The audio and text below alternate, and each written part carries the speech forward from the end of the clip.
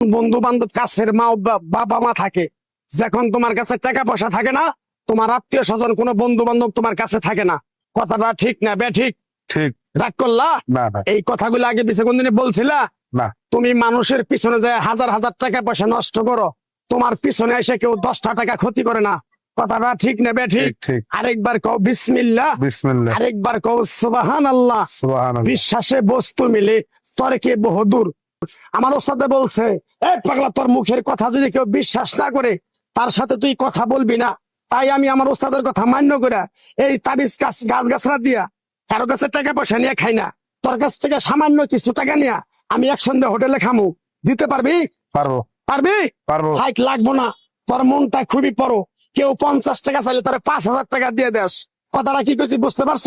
জি আরেকবার কবি বিসমিল্লাহ। বিসমিল্লাহ বিসমিল্লাহ বলার সাথে সাথে তুই আমারে 500 টাকা দিবি, তোর এক টুকরা গাছ দিয়ে যাবো।